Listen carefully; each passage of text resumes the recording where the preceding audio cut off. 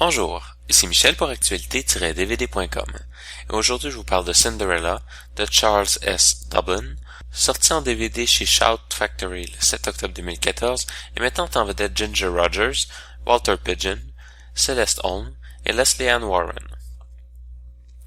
Le téléfilm raconte l'histoire classique de Cendrillon telle qu'elle nous est présentée dans la version de Disney.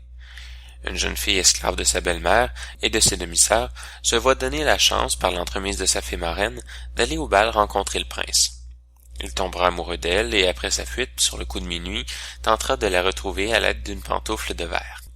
Alors que le film pourrait sembler insipide au premier coup d'œil, il faut avouer qu'il recèle plusieurs petites étincelles de génie qui font que d'un côté les enfants seront enchantés du conte et de l'autre les parents auront un certain plaisir aussi. Le film est tourné dans un décor en carton-pâte qui fait penser aux émissions pour enfants d'il y a une vingtaine d'années, dans le style Inimini-Majimo, pour ceux qui s'en rappellent. Le scénario est très classique et on n'essaie pas de réinterpréter le conte ou même d'y insérer un discours qui aurait visiblement sa place dans un conte aussi antiféministe. De l'autre côté, le scénario préétabli et connu de tous semble être utilisé comme un terrain de jeu pour les acteurs et les auteurs des chansons. Dans sa première apparition officielle à l'écran, Leslie Ann Warren joue de manière prudente, mais avec le grand talent qu'on lui connaît.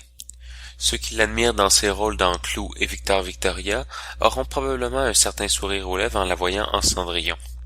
Certaines répliques bien cinglantes, un humour bien piquant et des personnages colorés, particulièrement les deux sœurs et la belle-mère, parsèment aussi le film pour le rendre agréable à un plus large public. Ceux qui ont un esprit de référence assez développé vont être frappés par certaines images des Trois Mégères, pratiquement l'inspiration directe des Trois Sorcières du film Hocus Pocus avec Bette Midler, paru près de 30 ans après. Certaines chansons ont des longueurs ou ont un peu mal vieilli. Il faut dire que le film date de 1965 et qu'il était destiné à la télévision. Il ne s'agit ni d'une grande production, ni d'un film qui avait des ambitions artistiques, mais plus d'un film de circonstances, le genre qui passe autour de Noël.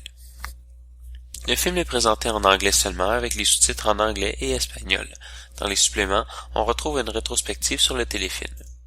En conclusion, je dirais que même si les enfants ont aujourd'hui des goûts peut-être un peu différents, il faut croire que les plus jeunes seront tout de même enchantés de voir à nouveau les personnages de Cendrillon, et éprouveront un réel plaisir, tout comme les parents, à voir les trois méchantes tenter maladroitement de gagner le cœur du prince.